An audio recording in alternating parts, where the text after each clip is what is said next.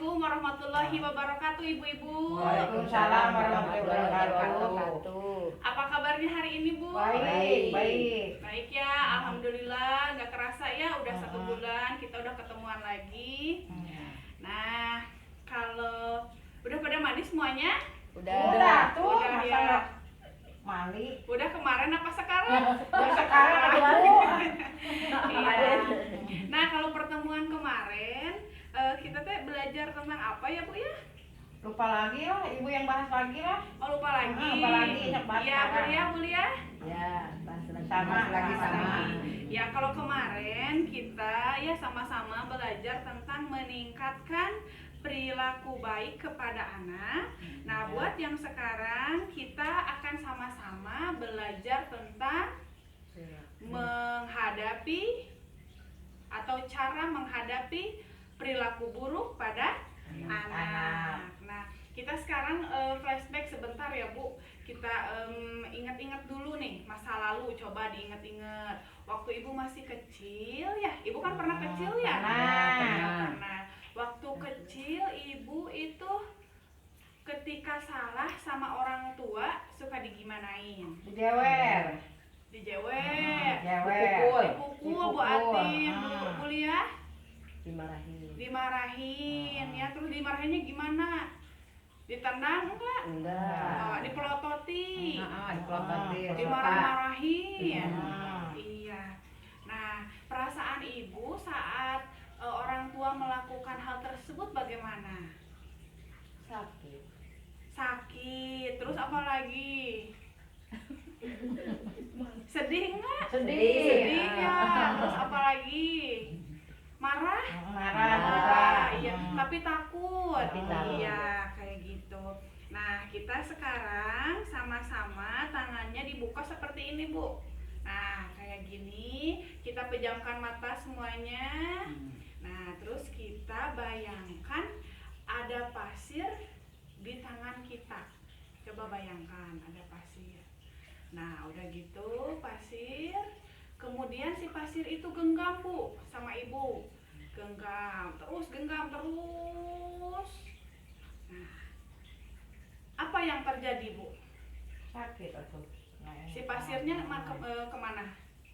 Ada di Digenggam. Iya, ketika digenggam sama Ibu si pasirnya gimana? Ada yang jatuh, pada keluar ya dari sela-sela jari, dari sini, yang pada akhirnya si pasir itu hilang ya. Meruluk Iya, meruluk ya bahasa Sundanya mah. Nah, kita bayangkan, Bu, si pasir itu adalah perilaku baik anak. Sementara tangan kita itu adalah orang tua.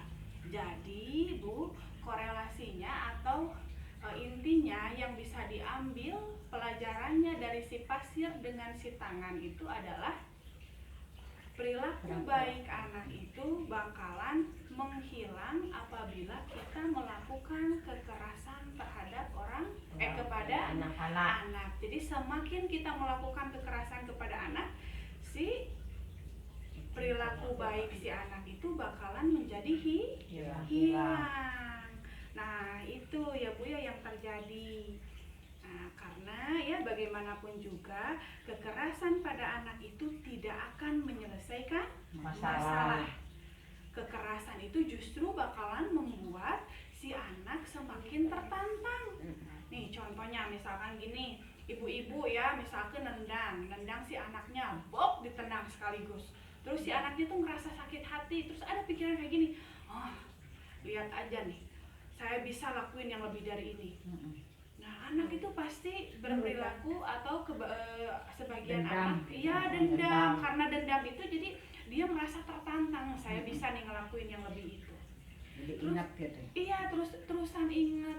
Terus yang kedua, nanti si anak itu biasanya melakukan hal-hal tidak baik itu untuk mendapatkan perhatian, kayak cecorowokan, kayak teriak-teriak ya gitu, karena dia merasa diperhatikan, nggak boleh kesana, harus gini, harus, dan lain sebagainya, kayak begitu ya. Nah, makanya kalau misalkan emang itu tidak membahayakan, coba kita abaikan saja. Nah, yang ketiga, ini yang paling bahaya, saat anak merasa bahwa kekerasan itu adalah hal yang wajar dan biasa. Kalau anak melakukan hal yang wajar dan biasa, tidak menutup kemungkinan nanti si anak akan melakukan kekerasan lagi kepada orang lain atau orang tua, orang sekitarnya. Nah, di sini juga banyak ya orang tua yang merasa bingung katanya menghadapi perilaku buruk anak tuh gimana sih gitu. Bahkan ada orang tua yang ya udahlah, nangis pusing gitu, langsung jembel, langsung ditendang gitu biar langsung diem, katanya gitu nggak Bu? Suka pusing ya, jadi langsung gitu. Nah, itu enggak boleh.